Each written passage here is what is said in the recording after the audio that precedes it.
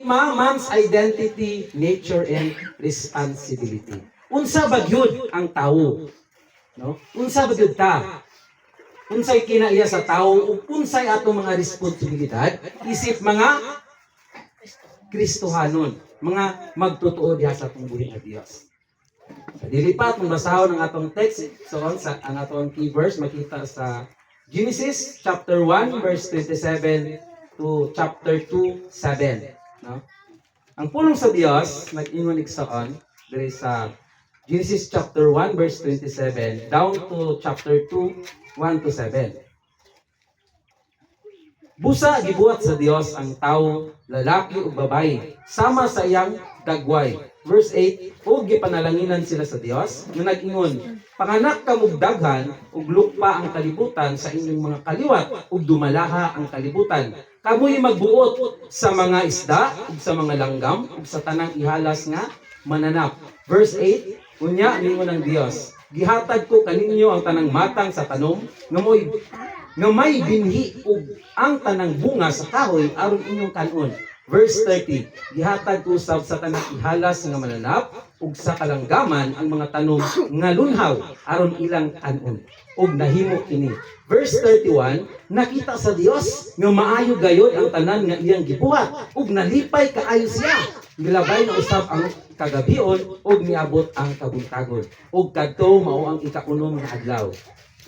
And then sa chapter 2 verse 1 to 7, nahuman pagbuhat ang langit ug ang yuta ug ang tanang butang nga anaan ini. Verse 2, sa ikapitong adlaw, nahuman sa Dios ang tanan niyang gibuhat ug nipahulay siya gikan sa tanan niyang gibuhat.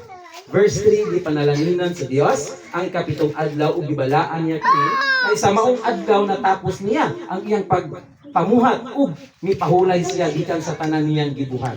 Verse 4, ingon niini ang pagbuhat sa kalibutan ug sa tanan nga anaa sa langit. Sa pagbuhat sa Ginoong Dios sa kalibutan ug sa tanang butang sa kalangitan, verse 5, wala pay mga tanong nga mitubo ug mga binhi nga miturok sa yuta, kay wala pa man niya kini paulani ug wala pa may tawo nga makaumanini. Verse 6, apan mitungha gikan sa lalong sa yuta ug mi patubig niini. Last verse, verse 7, unya mikuha ang Dios, ang Ginoong Dios ug yuta ug nagbuhat siya tawo gikan niini. Gihuy-pan niya ang buhok sa ilong sa tawo sa gininhawa nga naghatag kinabuhi ug ang tawo nakabaton ug kinabuhi. Amen. May the Lord bless us upon reading His word. Hallelujah. Karon igsoon, klaro kayo igsoon sa ikaunom nga adlaw, gibuhat sa Dios ang tawo, lalaki ug babayi. Unya diri sa ikapito, no, sa pagpahulay sa Dios atong nabasa sa last verse nga gihuy-pan niya ang buhok sa ilong sa tawo sa gininhawa nga naghatag og kinabuhi ug ang tawo nakabaton og kinabuhi. Praise God. Kini diyang nagasulti karon. Gininhawa kini gikan sa Dios. Amen. Amen. Kini nagaistorya o kini ang kalag igsoon. Now unang punto igsoon, man's identity. Unsa man ang pagkatkilanlan, no? Unsa ang ato ang pagkatawo. Amen. Usahay mo come up sa atong huna-huna kung kinsa bata. Unsa bay purpose nato diri nganong naata diri sa kalibutan. In the first place, sa atong gibasa, dayag and God declares nga siya ang nagbuhat sa tanang butang sa kalibutan. Apil na ang tao. That's why nga kining ato ang kinabuhi so only kinahanglan nga mahimuot ang Dios sa atong kinabuhi. No? Tungod kay ang Dios nagbuhat sa tao, aduna say tumungog tuyo sa ato ang gibutang kanya. And God give us the authority to handle or kanang magmanage sa tanang binuhat diri sa kalibutan. Kitay magbuot sa isda, sa langgam, ug sa tanang kahayupan. Kitay magbuot. Amen? Ug nindot tayo sa nga gitagaan tag authority nga sama niya na. Ingon niya diri igsoon, man is the handiwork of God. Ang tao daw gibuhat sa Dios. Pag mo yung ganit tag handiwork, siya gid ang nagkulma sa taong pinaagi sa iyang kamot. Amen? Amen. Muto ba tana? Ng Dios naghimo sa tao. And ingon niya diri, fearfully and wonderfully made. Gibuhat na sa Dios, no? Nga kanang nindot kayo kamangha-mangha ug sa Tagalog pa. No? Na may takot. Amen. Amen. Gibuhat na sa Dios. Man is the handiwork of God, fearfully and wonderfully made according to the book of Genesis chapter 1 verse 27. Pag uyong tag wonderfully made igsoon. Pinakanindot, kamangha-mangha. No? Every part of man is wonderfully made. Kining tanang parte sa atong lawas igsoon, kamot, mata, baba, ilong, dunggan, tanan. Kining tanan parte sa atong lawas gibuhat sa Dios, wonderfully made. Kamangha-mangha. That's why gamito nato siya sa maayo nga pamaagi. Many so-called invention. Igsoon daghan kayo ang kaning ginatawag nga obra maestra o ginatawag nga invention, no? O kini diyang kwan igsoon, kining camera igsoon. Gihimo ni siya subay sa ang gi-pattern ani mata, no? Cameras are patterned after eyes. Nindot kayo kung unsa nga atong nakita mao na siya. Kung kana kamunggay mo registered sa atong huna-huna, mao na siya ang kamunggay. Ang hayop nga nasa atong atubangan, pag makita nato na mo na mo registered sa atuang huna-huna. Ang kanding upat ug tiil, ang iro upat ug tiil. Pero lahi-lahi siya o. Kahit lahi-lahi siya kinaiya, ang iyang nature lahi-lahi. No? Iba nindot kayo nga ang kamera, sa wala pa ang kamera, gibuhat na sa Dios ang mata, tanan parte sa atong lawas, o kining kamera, gi-pattern ni siya dira sa atong mga mata. And then kining pumps igsoon, water pumps are patterned after hearts. Kining atong kasing-kasing, di ba?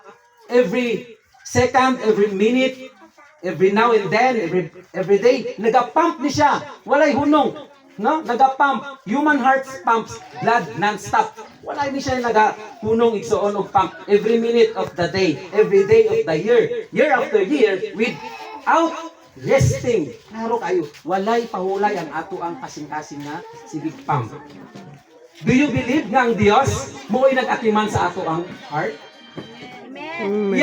Siya ang nagapagana niini. Siya ang nagapalihok. Di ba nindot kayo ang gibuhat sa Dios? Nindot kayo. Muna nga, blessed ta karon igsoon kay gipili ta sa Dios. Amen. Naatay kinabuhi nga sama niini. Amen? Amen. Kunya ang computer igsoon. Kanang nowadays, ang innovation karon nowadays grabe na ka high-tech. Amen? Bisan sa laing nasod, mabalaan na nato through social media. Nahitabo sa California, kung asa nagpuyo ang mga batikang artista. Karon gisunog sa Dios. Because we are wicked. Wala sila nahadlok sa Dios. Kundi kanunay lang silang nagapatuyang, no? Because God gave us freedom. Natay kagawasan. Ingon gani ni pastora, natay choice. Nakapili ta tungod kay wala ta gidid-an sa Dios. Natay kagawasan, no? That's why kung makita nato ang laing lugar through social media, nagkagrabe na, di ba? Nay uban lugar nga ginabaha, nay mga kabalayan nga nangaanod, mga kahayupan, mga sakyanan, di ba? Milyon ang kantidad. Pero sa isa lang ka pamilok sa Dios na unsa karon. Mga nindot kaayong balay sa artista, nasunog. Di ba nakita niyo sa social media?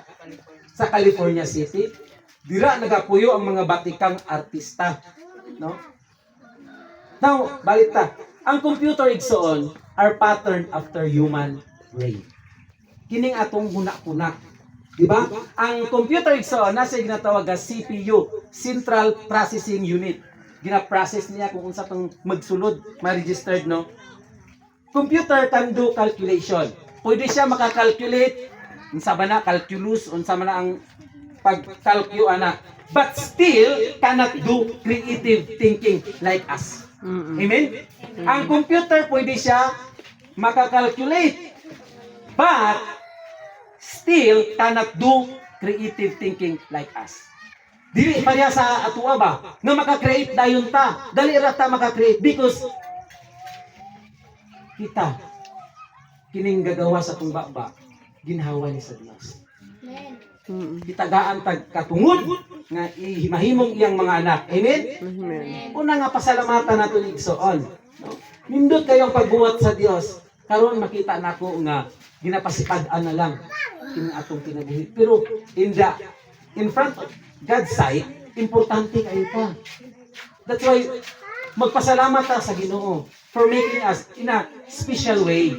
No? Nagibuhat ta sa Dios sa pinasahi nga pamaagi. And then, ikaduha igsoon nga punto, our value. Ganina, wonderfully made.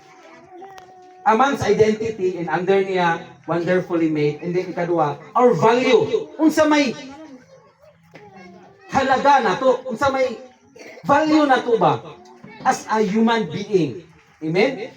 The value of a masterpiece depends on who created it. Ang usa ka obra maestra igsoon, nakadepende ni siya kung kinsay nagbuhat ug giunsa niya pagbuhat ang maong butang. Kinsay nakaila kay Juan Luna. Si Juan Luna. Bayani na to na si Juan Luna. And then, di ba, he died? So si Juan Luna, ang value daw sa iyahang painting igsoon is million. Now, the value of a masterpiece depends on who created it. Di ba? Hero siya, nabala na to siya nga, hero siya diri sa Pilipinas. Muna ginatingala siya. Unya, karon gibuhatan siya og painting nga ang balon igsoon worth of million. Nga bisan gani kita dili ta makapalit niya ng painting nga, no? Since our creator is God himself, so kay ang Dios man na nagbuhat sa ato igsoon, our value is beyond priceless. Walay dili maktupngan ang atong bili. Tungod kay ang ato ang magbubuhat mo ang Dios nga nagbuhat sa langit ug sa yuta. Amen? Kinahanglan nga kita dili nato ibaba ang atong sarili. Because we know that our Creator, the author of our life, is God. Ang author sa atong kinabuhi mo ang Dios. Mo na nga, gihimo ta sa Dios, wonderfully made, fearfully, may takot sa Dios. Amen? Now, in application igsoon, since we are the handiwork of God, fearfully and wonderfully made, we are precious in God's sight. Bililhon ta tubangan sa Dios. Ayaw paghunahuna igsoon nga wala kay pulos. When we feel bad, the negative thoughts comes in our mind. Kung magsingit hunahuna nga sad ka, buntag sad ka, pag-abot sa hapon, sad yun ka. Pero kay gitagaan man tag choice sa Ginoo, why nga dili ta magmalipayon, di ba? Gihatag na sa Dios ang tanan, pagkaon, sinina, sakyanan, unsa pa may pangitawon sa tao. Ha?